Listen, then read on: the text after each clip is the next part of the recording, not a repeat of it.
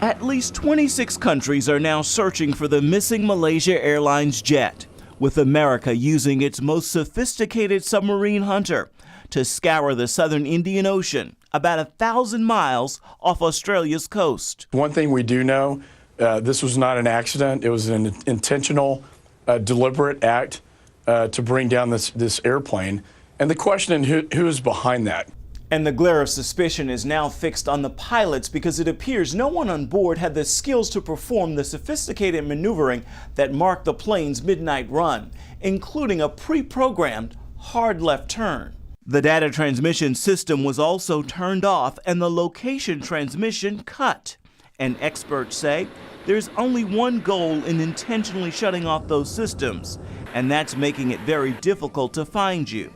Police have now searched the homes of the 53-year-old pilot, Zahari Ahmad Shah, and co-pilot, Farik Abdul Hamid. In the captain's home, they discovered a homemade simulator.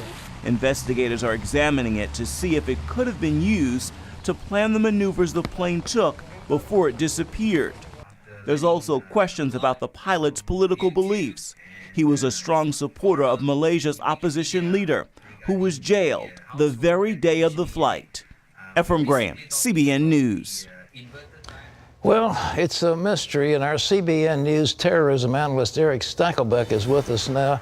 Eric, the Malaysian investigation is looking into those pilots. What do we know about them? Pat, very interesting. First of all, I think it's pretty outrageous. I have to say that it took the Malaysian government, about a week to search these pilots' homes and start investigating them, the crew, and the passengers. After about 24 hours, Pat, after this plane was missing, you kind of start looking at the pilots, and obviously it was something out of the ordinary. You're going to look inside the cockpit where the pilots are. Here's what we know about them. The main pilot of this flight, Pat, a 53-year-old Mr. Shah, basically the main nugget here is he had a flight simulator in his home. Now, that's nothing out of the ordinary, Pat, in and of itself. The guy is apparently a big flight buff. But look, what was he using the simulator for? We don't know. The other thing is he is apparently a political fanatic who strongly, obsessively, according to some, supported Malaysia's opposition leader. We're also hearing that his wife and kids left him recently before this flight disappeared.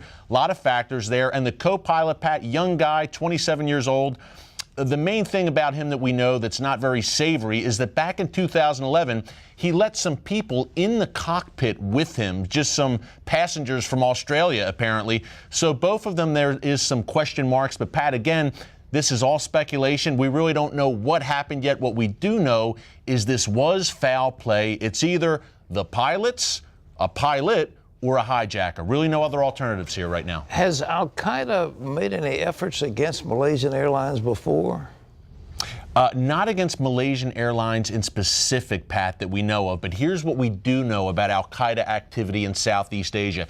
Back in 1995, Khalid Sheikh Mohammed, he is the 9/11 mastermind. He came up with a plot called Bojinka. That's what's become known by the intelligence community. And what that was is al-Qaeda was going to hijack 11 airliners in Southeast Asia. Now, one of them may have been a Malaysian airliner, but 11 airliners in Southeast Asia. So there's a precedent here, Pat. Also, in Malaysia itself, some of the 9/11 hijackers passed through that country. And in 2000, in Kuala Lumpur, which is the Malaysian capital, al-Qaeda had a summit where they were planning new spectacular attacks. So if you're a jihadist with bad intent, you can find a support network on the ground in Malaysia.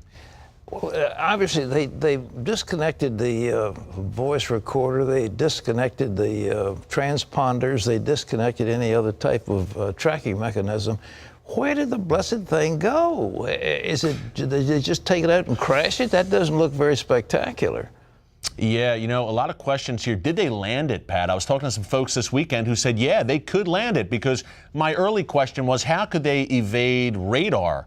But according to some folks I talked to who are in the aviation industry, they say, yeah, there was a chance they could have landed it. Now, there's two possible trajectories here, one southward into the Indian Ocean and one northwards more into around where western China is and Pakistan and Kazakhstan. We don't know where it went yet. it may have went down in the ocean, the Indian Ocean, Pat. They may have run out of fuel. We don't know. Or the worst case scenario, God forbid, is they landed this thing someplace and they have nefarious plans for the future to use it in a terror attack, fill it with explosives, God forbid. Well, that doesn't account for those poor passengers who are on board. But Eric, keep looking at it. Thank you very much.